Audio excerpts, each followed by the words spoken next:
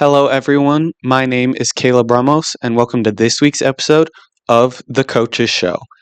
This week's episode is on the men's volleyball team as they are in the middle of one of their best seasons since they have been reinstated as a team in 2017 after being taken away as a program in 1979. However, before we get to that, let's go to a quick preview of all of the accomplishments and cool things happening around Fullerton College athletics.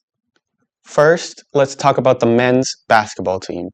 They've officially made it to the Final Four of the state playoffs as they look forward to potentially winning their second state championship in 3 years. Don't forget to check out our Spotify if you want a more in-depth recap of how they got there by Elias. The Hornets are of course led by the amazing head coach Perry Webster, who just won his fourth straight 3C2A SoCal Coach of the Year. He has led them to the regional playoffs every year of his head coaching tenure and has led them to have 28 consecutive home wins, not dropping a game in the Hornets' nest since 2023. This year, once again, they have amazing players on their team, perhaps none more than Joe Grahovich.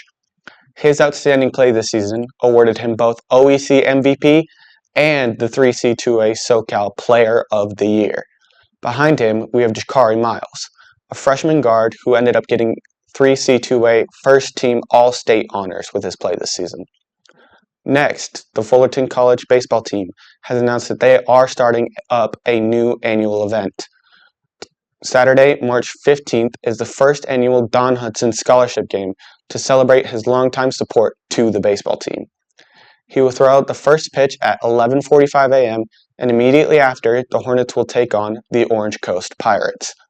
Last, but certainly not least, the women's club lacrosse team is having an amazing season this year. They have officially started 4-0 and are ranked number 4 in the nation and are number 2 in the state for Division II. Now, let's get into the men's volleyball portion of the show, where we were able to talk to a couple of stars from the team. Hello everyone, I'm Caleb Ramos, here with the Coaches Show on Hornet Radio. I'm here with the captain of the men's volleyball team, Noah Spellman. Noah, as a captain, first off, let me congratulate you on your hard-fought win yesterday. Thank you so much, appreciate it. As a captain, how are you able to rally your teammates when you may be down a set or two? Well, I try to rally my teammates as best as I can, but what's most important are my own teammates that help me rally them, because without them, I'm nothing. So I'm here to lead the troops in the battle, but without them, there's no battle. So I make sure that they're supporting me just as much as I'm supporting them. How do you go into each match? Like, what's your mentality going into each game? Our coach teaches us to swing as hard as we can, play as hard as we can, and compete.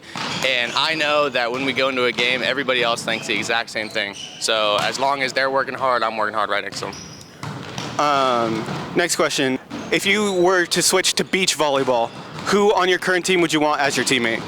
That's a great question. I would have two probably. I'd probably either go with Keegan Martin, because that guy's from Hawaii, you know, the beach players.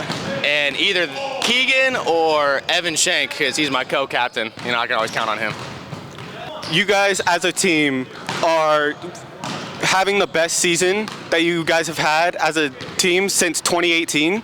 How do you guys acknowledge that accomplishment but still strive to be better?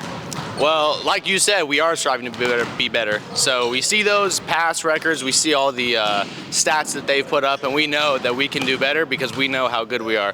So we always strive to be better every single day, and we like to say we always be better than ourselves, always be better than what we did yesterday, the day before. Always strive to be better. And then I noticed, looking at your guys' schedule and results, you guys seem to win and or lose in streaks. Three wins to start, and then 5, and then back-to-back 2 wins, 2 losses. And how are you able to either keep the momentum from a winning streak or take the mentality of we gotta snap this losing streak? Well, sometimes when we get on those losing streaks, we tend to question what we're actually doing and how we're playing. And at the end of the day, we just need to play Hornet volleyball and go back to the basics and focus on one step at a time, pass, set, hit. And sometimes we try to do too much at once. And so we just need to go back to the basics and start off as a team. And yeah. Okay, thank you so much. Really appreciate it. Thank you so much, Caleb. I'm now here with Evan Shank, the setter for the men's volleyball team. Evan, as a setter, how does it feel to be kind of the control tower of the team's offense? It's super fun. I enjoyed it a ton. It's great to be thinking about how to run an offense, which guys are scoring points, which guys are doing good. And honestly, I can't do my job if my teammates aren't passing the ball, right? And so it's nice to implement such an offense, but it's also reliable on my teammates because at the end of the day, as a setter, I'm not scoring, right? I just throw the ball up there and make them try to look the best as I can.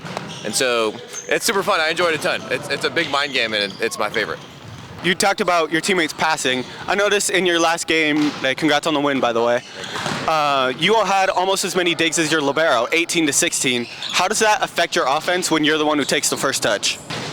It's definitely different. It's a little bit of a higher set, but the thing is, the offense is excited because the ball's getting up, right? It's being set by somebody different. So they go up there, we set the ball high so that our hitters can have a good approach to just swing as hard as they can to the block and score some points. So it's great. I noticed for your sets, you seem to use your middles a lot more than most other setters in your league. Most other middles around the conference have only around 50 kills, and both of yours have around 86. So is there a specific reason for that, or is it just opportunity? It's a huge compliment towards our middles too. I think we have some really good guys. They're huge towards our offense.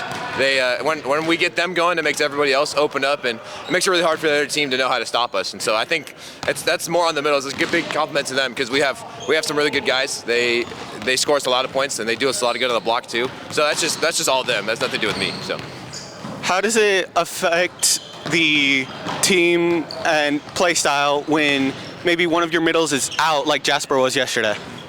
Well, thankfully yesterday we had Drew step up. He did a great job, right? He got himself, I think he had the best hitting percentage on the team yesterday, right? He was able to find certain ways to score in places where it was able to expose the defense, right? So it's great because we have a bench that has a lot of depth.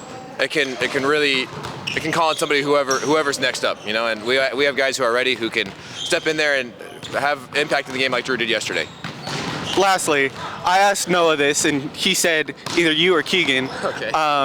If you were to switch to beach volleyball, which teammate would you want to join you? Oh, Noah for sure. I think Noah, me and Noah have run a bunch of beats, especially in the fall before season. So I would have to be Noah.